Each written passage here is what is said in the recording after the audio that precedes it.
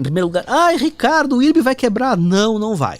O IRB tá insolvente. Não, não tá. O que acontece? O IRB trabalha em um setor que é altamente regulado, que é o setor de seguros e resseguros. Da mesma maneira que os bancos, por exemplo, também trabalham em um setor altamente regulado. Da mesma maneira que os bancos precisam, para operar, ter determinados níveis de capital, porque senão o Banco Central diz, olha, com esse volume de capital próprio você não pode operar, as seguradoras e resseguradoras caem na mesma situação. O que aconteceu com o IRB? Com os sucessivos prejuízos que ele veio apresentando ao longo aí dos últimos, 8 trimestres, desde que a verdade veio à tona, o capital próprio dele acabou corroído, né? Prejuízo atrás de prejuízo, atrás de prejuízo. E ele chegou num ponto que ele ficou desenquadrado do que seria o limite mínimo de capital. Então, por que ele precisa de dinheiro? Ele precisa de dinheiro para recompor o capital próprio, né, o patrimônio líquido, capital social, para poder continuar operando. Tá? Isso não significa, por exemplo, que ele não tem caixa, que ele está insolvente ou qualquer coisa do gênero. São coisas diferentes. Mas a questão é, ele precisa dessa grana para se reenquadrar. Qual foi a solução que eles encontraram? À medida que, enfim, a empresa continua sofrendo uma brutal crise de credibilidade, eles se viram forçados ao seguinte, de quanto dinheiro a gente precisa? A gente precisa de 1 bilhão e 200 milhões de reais. Bom, a gente vai ter que emitir ações, mas a questão é, a que preço os investidores vão se dispor a subscrever as nossas novas ações? Aí eles chegaram à seguinte conclusão, bom, eu não sei a que preço eu vou conseguir colocar, mas eu sei de quanto dinheiro eu preciso. Então a variável sobre a qual eu tenho controle é sobre o número de ações que eu vou emitir. Então basicamente é assim, olha, eu preciso, digamos, eu preciso de 1 bilhão de reais. Se você topar comprar a R$1 por ação, eu emito 1 bilhão de ações. Mas se você quiser comprar a só 50 centavos, então eu vou emitir 2 bilhões, porque eu continuo precisando de 1 bilhão.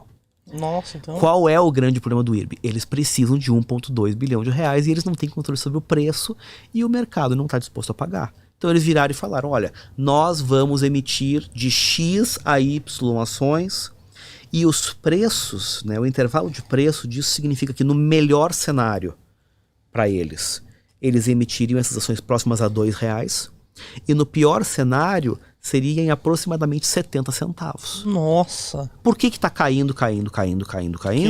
Porque o mercado está antevendo que essa subscrição só vai sair próxima do limite inferior.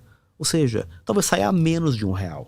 Nossa! Isso significa que quem comprou antes vai tomar uma diluição brutal, porque o número de ações que está sendo emitido para reenquadrar a empresa é muito grande. Aí vem o outro argumento que eu vi, mas agora, né, como eles vão fazer o aumento de capital, eles vão ter dinheiro para investir, para crescer. Não, não vão, porque, de novo, o objetivo desse aumento de capital é simplesmente restabelecer o capital mínimo que ele precisa para continuar operando do tamanho que ele é hoje. Não vai mudar nada. Não vai mudar. A empresa não vai para outro patamar de tamanho, de crescimento, de rentabilidade, de qualquer coisa do gênero. Não é um dinheiro... O IRB ele não está captando dinheiro para investir e crescer. Ele está captando dinheiro para repor o dinheiro que ele perdeu.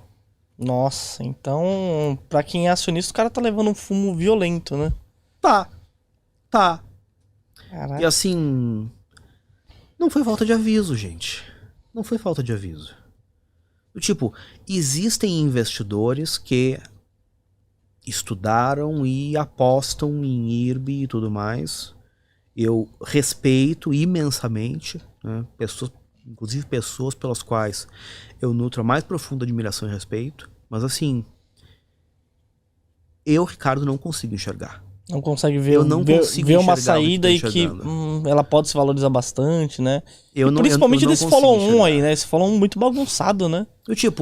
Eventualmente depois do follow-on, dependendo do preço e dependendo de nós efetivamente vermos a empresa parar de sangrar do ponto de vista de prejuízos, eu acho que vai chegar um ponto que a gente vai poder chegar na discussão. Porque eu falei lá no começo, do tipo, não é o George Clooney, né? É o Ricardo. Mas assim, é o Ricardo. Não é o Tiririca. vale alguma coisa. Coitado do Tiririca, né? Tô aqui tirando o sarro dele porque ele é feio, né? Enfim, vale alguma coisa. Assumindo que a empresa continue... Do tipo, eu não trabalho com um cenário de o IRB vai falir, alguma coisa assim. Não. Então, assim, a empresa com continuidade e tudo mais, ela vale alguma coisa. Só que para conseguir chegar nessa discussão, primeiro eu tenho que ver a empresa parar de sangrar do ponto de vista de resultados e eu preciso ver esse aumento de capital se decidir. E são valores muito altos, né, Ricardo? Pô, 1 bilhão, meu. Né? Tipo, é valores, pô, 1 bilhão, meu. Se for, não, eu insisto, né? assim, ó, eu preciso captar 1 bilhão porque eu joguei 1 bilhão fora. Então, é muito. Tipo, a gente perdeu 1 bilhão, gente. Parabéns pra gente. Excelente, nota 2. Gente, comentem aí, você investe em IRB, sim ou não? Deixa aqui nos comentários aqui.